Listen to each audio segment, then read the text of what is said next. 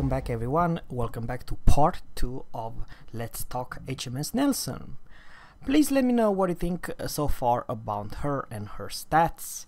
And this video, it's because I would like to share with you my personal opinion about her, what's her strength and what's her weakness.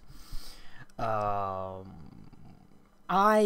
honestly believe that this is the best armored vessel of any tier 7 ships in this game. Because of the armor, because of the gun layouts, and because of her shape. It's, in my opinion, about on ridiculous strong, and very little you can do. Of course there are downside, and there's at least 2 downside with her, probably even 3. The speed I'm not that fan of. 24 knots for tier 7. I do believe she takes the same place as the US battleship. Very slow, tier for tier, one of the slowest tier 7 battleship. The second one, in my opinion, it's the torpedo belt protection. Because of her slow speed, she is probably a torpedo magnet. And the third one, it's actually her AA. In my opinion, they are not incredible AA, or her secondary, or you can see here at the rear. So if someone is chasing you like a destroyer and you buff everything, I'm talking about her secondary, you will be stronger if your enemy is behind you than if your enemy is ahead. That's what I'm trying to say. But her strength, it's definitely about her armor. You're never gonna believe what I'm gonna say right now, guys, but she will have the best armor of any Royal Navy battleship in this game. She will be a very hard nut to crack versus any other battleships and any other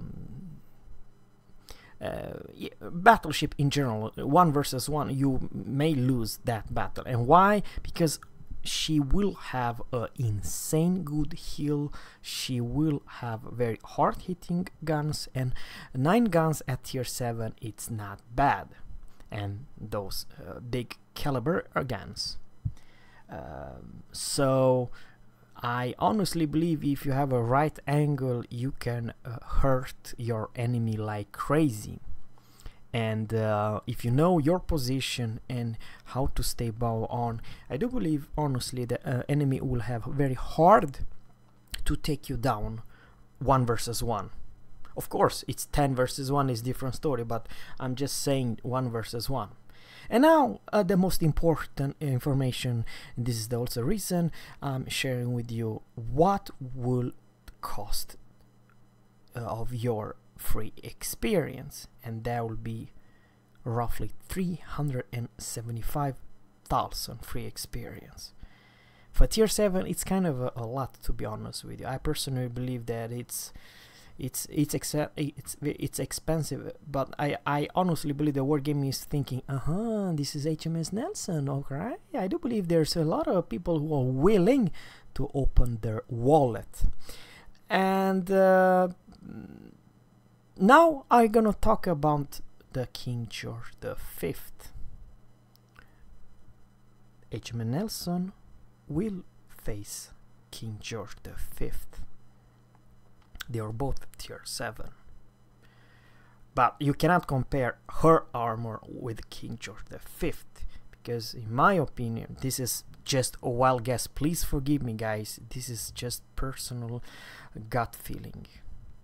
Nelson will definitely shit on King George V. Yeah.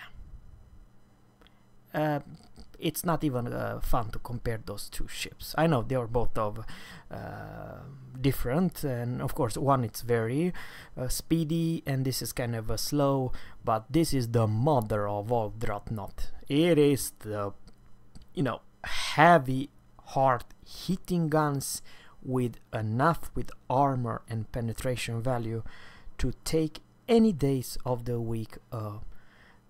Same tier I'm talking about, the tier, the King George V, because she won't have her armor. Yeah, Wargaming, they decide to mess up the armor value from tier 7 all the way to tier 10. So you're never gonna believe what you're gonna say right now. HMS Nelson will have much better armor than the tier 10 Conqueror or the HMS Lion and so on. So yeah, of course. But now something good I would like to say. I like all tier 7 ships. What do you mean, Zerra? Well, if you play 100 games at tier 7, maybe as far as 80-85%, you will be the top dog. So let's say if you purchase this ship, what are you gonna face?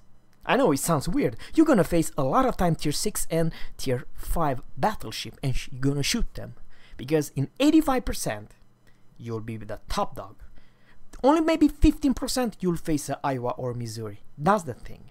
And you can still have punchy guns that you can harm higher tier ships. That's the thing, and definitely the armor.